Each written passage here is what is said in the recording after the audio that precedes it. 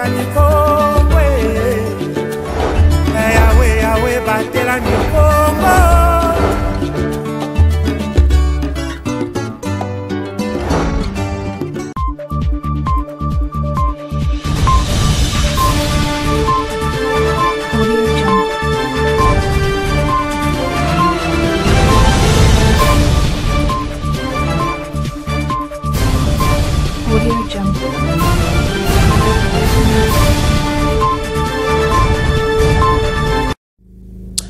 Errez de vous savoir nombreux en train de nous suivre, messieurs et dames. C'est l'art de vous informer. Cette édition du journal vous est réalisée par Christian Timba. Après son bref séjour de travail dans la ville-province de Kinshasa, le gouverneur de province Grace Kwanga Maswangi Bilolo a regagné sa province le mercredi 7 août 2024. Il a été accueilli par le membre de son cabinet en Pozo. Suivez. Nous sommes à Pozo, dans les territoires de Songololo. Ces membres du gouvernement provincial sont venus accueillir les premiers d'entre le Bénin-Congo, Grace Kwanga Maswangi Bilolo, après son bref séjour de travail dans la ville-province de Kinshasa, conduit par le vice-gouverneur Prosper Ntela et la directrice des cabinets, Madame Anne-Marie Ntiassa. Cette délégation a réservé un accueil délirant au gouverneur de province le mercredi 7 août 2024. Sur place, Grace Kwanga Maswangi Bilolo a eu droit aux honneurs sous les sons retentissants de la police nationale congolaise.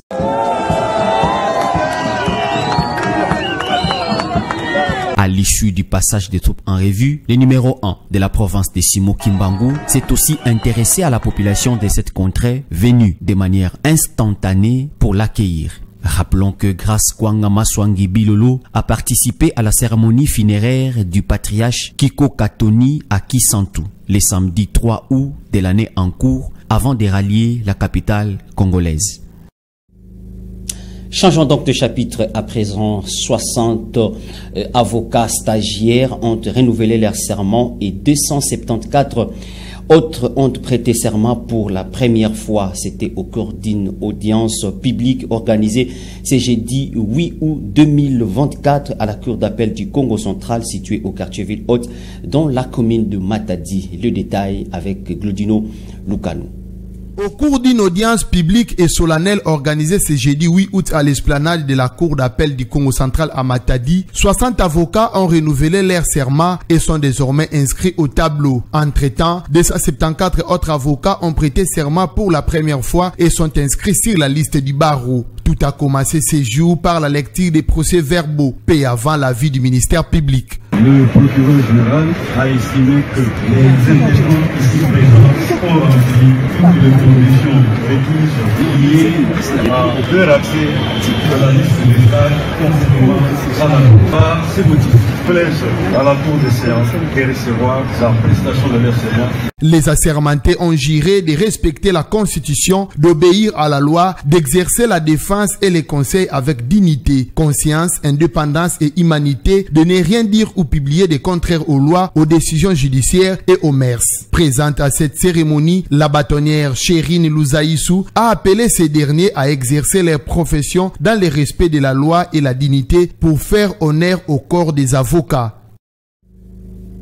Dans l'actualité nationale, dès son retour à Kinshasa, le président de la République, Félix-Antoine Tshisekedi Tshilombo, a présidé une réunion restreinte du Conseil de ministres. C'était donc hier, mercredi 7 août 2024. Le pourquoi de ces assises dans ses commentaires.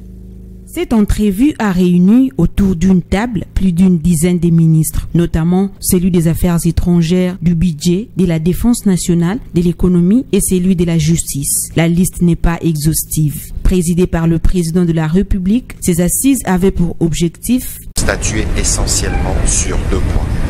Le premier point, c'était sa communication, et les deuxièmes points concernaient la prorogation de l'état de siège. Et donc sur ces deuxièmes points, le Conseil de ministres, donc la réunion restreinte dont les décisions engagent le gouvernement, a adopté le projet d'ordonnance loi portant prorogation de l'état de siège qui entre en vigueur à partir du 9 août 2024.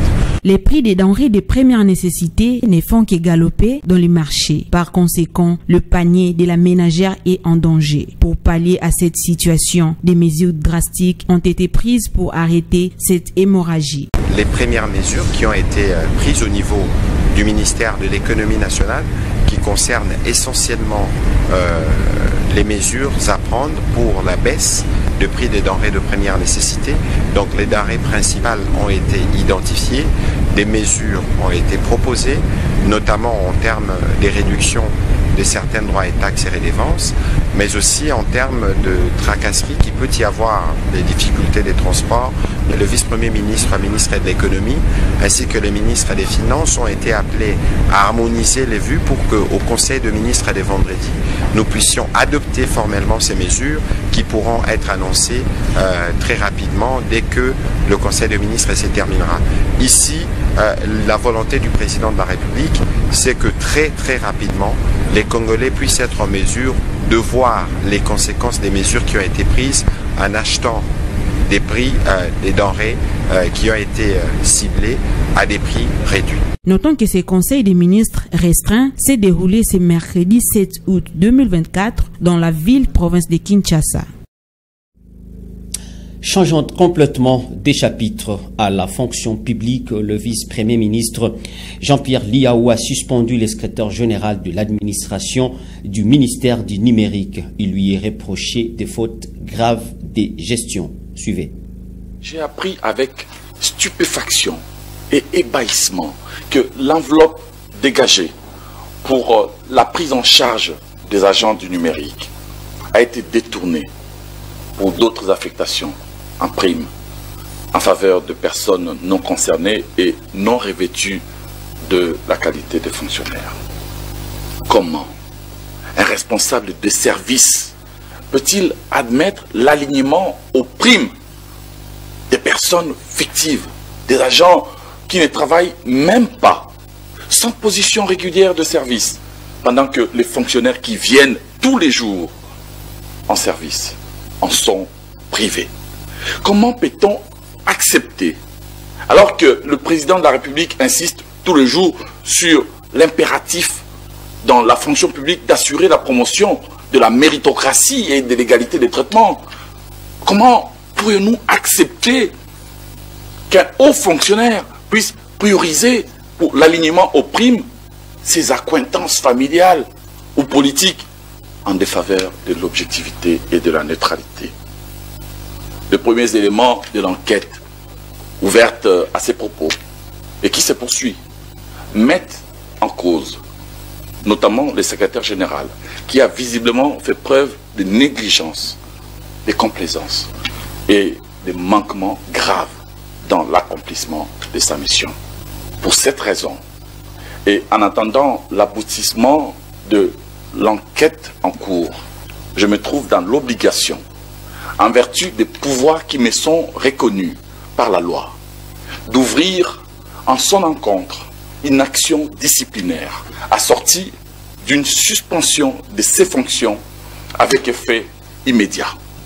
Je demande au ministre ayant dans ses attributions le numérique de désigner parmi les directeurs compétents, revêtus au moins du grade de directeur, celui qui va assurer l'intérim jusqu'à nouvel ordre.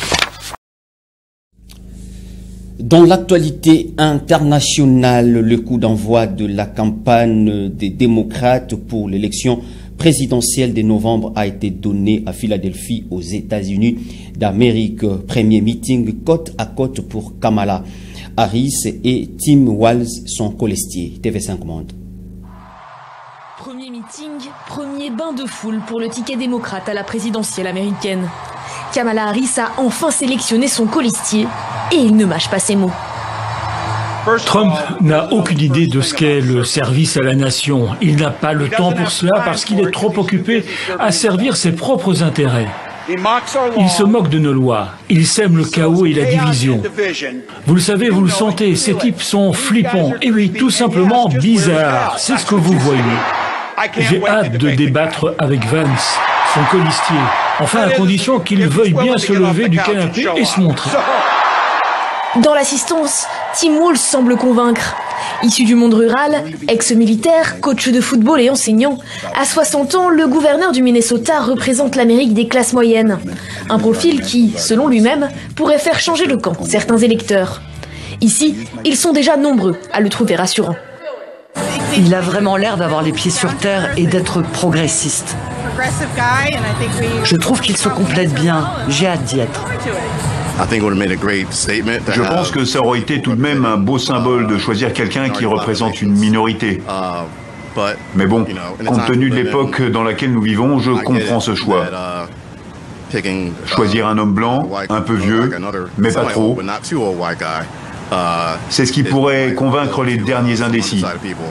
Peut-être même certains Trumpistes, qui sait. Ses adversaires, eux, le dépeignent comme l'un des plus radicaux à gauche. Pourtant, dans sa politique, Walz semble assez modéré, malgré quelques mesures progressistes, comme la légalisation du cannabis à usage récréatif, ou encore la régulation des achats d'armes à feu, alors qu'il se présente lui-même comme chasseur. Joe Biden, l'actuel président, trouve quant à lui que Kamala Harris a fait un excellent choix. Gouverneur, êtes-vous prêt? Êtes-vous prêt? Nous sommes prêts. Prêts à gagner. Prêts à gagner. Prêt pour la victoire? Oui.